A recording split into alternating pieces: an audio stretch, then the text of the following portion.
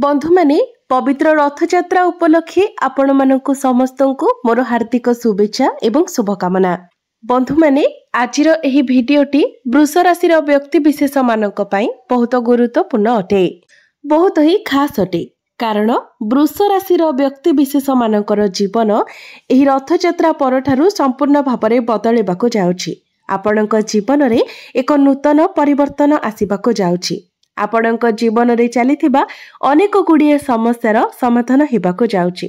आपणक जीवन रे नूतन सूर्योदय हेबाको जाउछि। कारण एही रथयात्रा परे किछि विशेष ग्रह निजर राशि परिवर्तन करबाको जाउछंती एवं एहार प्रभाव रे आपणक जीवन रे एक सकारात्मक परिवर्तन आसीबाको जाउछि। पूर्वरु आपणक जीवन रे जो समस्या गुड़िक लागि रहिथिला सेही समस्या गुड़िक वर्तमान आपणक जीवनरु दूर हेबाको जाउछि। आपणकर स्वास्थ्य, शिक्षा, प्रेम जीवन, वैवाहिक जीवन, भाग्य, क्यारियर एवं व्यापार वाणिज्य क्षेत्र में अनेक परिवर्तन हेबाको जाउछि। तेबे आपणक जीवन रे केउ सब परिवर्तन हेबाको जाउछि से विषय जानिबा पई आपण माने भिडियोटी को स्किप न करी शेष पर्यंत निश्चय देखंतु एवं वीडियो को गोटे लाइक करी चैनल को सब्सक्राइब करि दियंतु। कमेंट बॉक्स रे भक्ति एवं श्रद्धार सहित जय श्री जगन्नाथ निश्चय लिखंतु। तेबे बंधु माने आसंतु आरंभ करिबा आजिर एही कार्यक्रम को जहा आपणकर जन्म राशि तथा चंद्र राशि उपरे आधारित अटे। तेबे राशि चक्रर 12 गोटी राशि मध्यरु द्वितीय राशि हेउची वृष राशि एवं वृष राशिर राष्ट्राधिपति हेउछंती शुक्र। शुक्र आपणकर प्रथम भावरे ही विराजमान अछंती। आपणक कुंडलीर द्वितीय भावरे विराजमान अछंती गुरु एवं सूर्य। तृतीय भावरे विराजमान अछंती बुध। चतुर्थ भावरे विराजमान अछंती मंगल एवं केतु। दशम भावरे विराजमान अछंती राहु एवं आपणकर एकादश भावरे विराजमान अछंती शनि। तेबे सर्वप्रथमे आसंतु जानिबा आपणकर स्वास्थ्य किपरि रहिबो एही रथयात्रा परठारु। तेबे बंधु माने कुंडलीर प्रथम भावटी होइथाय आपणकर स्वास्थ्यर भाव। तेबे आपणक प्रथम भावर अधिपति हेउछंती शुक्र। शुक्र आपणकर प्रथम भावरे ही विराजमान अछंती एवं शुक्र आपणकर प्रथम भावरे बहुत भल स्थिति रे अछंती। तो निश्चित भावरे एही रथयात्रा परठारु आपणकर स्वास्थ्य बहुत भल रहिबो। आपणकर इम्यूनिटी सिस्टम मध्य बहुत भल रहिबो। आपण निजको स्वास्थ्यवान अनुभव करिवे। पूर्वरु जदि आपणकर स्वास्थ्य जनित कोनोसी भी समस्या रहितिला प्रत्येक समस्या आपणकर दूर होइजिबो। पूर्वरु शुक्र आपणकर द्वादश भावरे थिले जहा फଳରେ आपणकर स्वास्थ्य रे किछिटा समस्या देखा देउथिला। मात्र वर्तमान आपणकर स्वास्थ्य संपूर्ण रूप रे भल रहिबो। एहा व्यतीत शुक्र एहा परे आपणकर द्वितीय भाव को गोचर करिवे। तो द्वितीय भावरे मध्य शुक्रंकर स्थिति बहुत भल रहिबो। तो निश्चित भावरे रथयात्रा परे आपणकर स्वास्थ्य बहुत भल रहिबो। एबे आसंतु जानिबा आपणकर शिक्षा क्षेत्र किपरि रहिबो एही रथयात्रा परे। विद्यार्थी मानक पई किपरि रहिबो एही रथयात्रा परर समय। तेबे बंधु माने कुंडलीर पंचम भावटी होइथाय शिक्षार भाव। आपणकर पंचम भावर अधिपति हेउछंती बुध। बुध आपणकर तृतीय भावरे विराजमान अछंती। एहा व्यतीत कोनोसी शुभ ग्रहंकर दृष्टि मध्य आपणकर पंचम भाव उपरे नाही। शनिकर दृष्टि आपणकर पंचम भाव उपरे रहुछि। तेबे पाठ पढ़ा टिके आपणकर रथयात्रा परे टॉप रहिबो। कारण बुध आपणकर तृतीय भावरे अछंती। पाठ पढ़ारे आपणकर आग्रह आसीबो नाही। पाठ पढ़ा को नेकी आपणक मध्यरे आलस्यता देखा देबो। आपण निजर पाठ पढ़ा को आज करिबी काली करिबी कहि टाली चलिबे। तो जेतेबेले बुध आपणकर चतुर्थ भाव को आसी जिबे अर्थात अगस्त मासटी आपणकर पाठ पढ़ा पई भल रहिबो। जदि आपण पाठ पढ़ा रिलेटेड किछि बड़ डिसिजन नेबा पई चाहुचंती, किछि एडमिशन किछि फॉर्म फिलअप करिवार चिंताधारा आपणक मनरे अछि, तो आपण जदि अगस्त मासरे करंती अर्थात बुध जेतेबेले आपणकर चतुर्थ भाव को चली आसीबे सेतेबेले जदि आपण ए सब करंती तो आपणक पई अधिक भल रहिबो। एबे आसंतु जानिबा आपणकर प्रेम जीवन किपरि रहिबो एही रथयात्रा परे। तो बंधु माने कुंडलीर पंचम भावटी आपणकर शिक्षार भाव हेबा सहित पंचम भावटी मध्य होइताय आपणक प्रेम जीवनर भाव। तेबे बंधु माने मु पूर्वरु ही कहि सारिछि आपणकर पंचम भावर अधिपति हेउछंती बुध बुध आपणकर तृतीय भाव अछंती एवं शुक्र आपणकर प्रथम भाव अछंती। तो शुक्र आपणकर प्रथम भाव थिबा कारणरू आपण निजर भूल गुड़िक बुझीपारे। जदि पूर्वर आपणक मध्य कौनसी प्रकार समस्या लगी रही कौनसी प्रकार मनांतर मतांतर होइथिला कौनसी प्रकार वैचारिक मतभेद थिला से सबू आपण निज तरफ सजाड़िबा पई चेष्टा करिवे। किंतु आपणकर पार्टनर मध्य टिके जिद्दी स्वभाव देखाजिब कारण शनिकर दृष्टि आपणकर पंचम भाव उपरको रहुछि। तेबे आपणको ही ए सबुरे टिके एडजस्ट करबाको पड़िबो। किंतु तथापि भी आपणकर प्रेम जीवन एही रथयात्रा परे बहुत भल रहिबो। आपणक मध्य कनेक्शन स्ट्रांग हेबो बुझामणा भल रहिबो।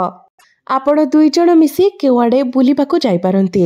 एबे आसंतु जानिबा आपणकर वैवाहिक जीवन किपरि रहिबो एही रथयात्रा परठारु। तेबे बंधु माने कुंडलीर सप्तम भावटी होइଥାଏ आपणक वैवाहिक जीवनर भाव। आपणक सप्तम भावर अधिपति हेउछन्ति मंगल। मंगल आपणकर चतुर्थ भाव केन्द्र रे विराजमान अछन्ति एवं 29 जुलाई को मंगल आपणकर पंचम भाव को चलन करिवे। पंचम भाव मध्य मंगलंकर स्थिति बहुत भल रहिबो। एहा व्यतीत शुक्रंकर दृष्टि आपणकर सप्तम भाव उपरको रहुछि। तो वैवाहिक जीवन आपणकर एही रथयात्रा परठारु बहुत भल रहिबो। पूर्वरु जदि आपणक मध्य कौनसी प्रकार डिस्टर्बेंस थिला कौनसी प्रकार वैचारिक मतभेद थिला मनांतर मतांतर थिला से सब दूर होइजिबो। आपणक मध्य अंडरस्टैंडिंग बहुत भल रहिबो। आपण दुई जण परस्पर को भल भाबरे बुझी पारिबे। आपणक मध्य कनेक्शन स्ट्रांग हेबो भल पाइबा बढ़िबो।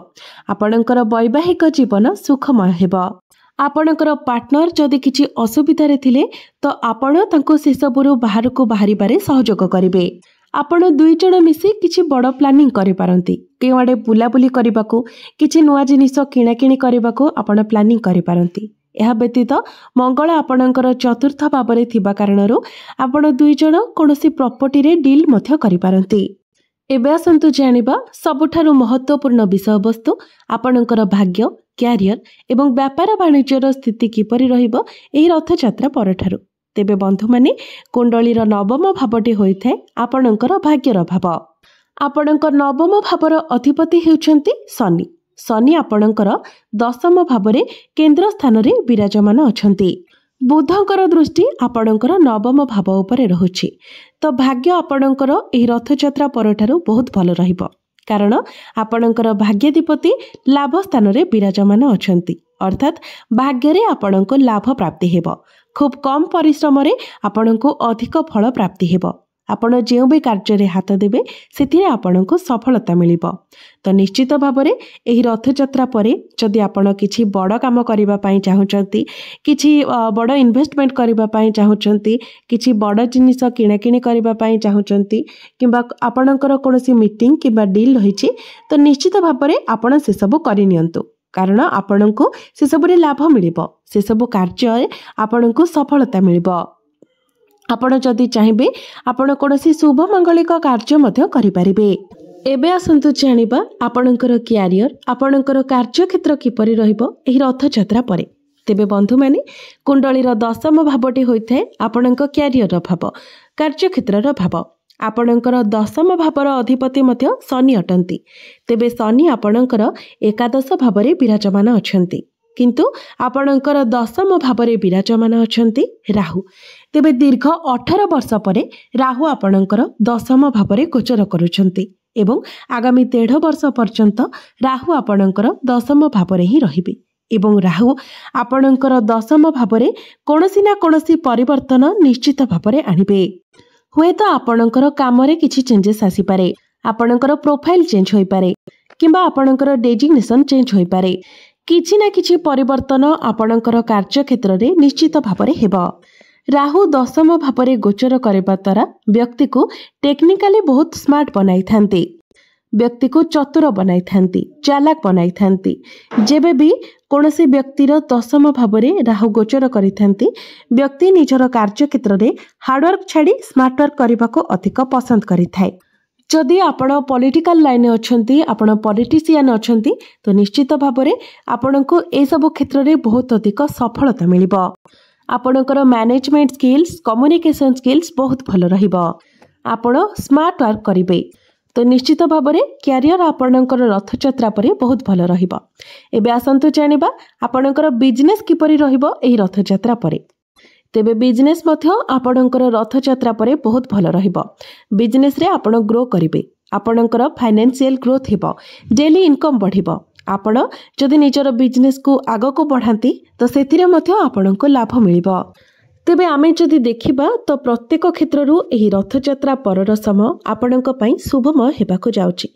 केवल आपणकर शिक्षा क्षेत्रटी टिके दुर्बल रहुची, सेथि पई आपण किछि प्रतिकार करबा उचित।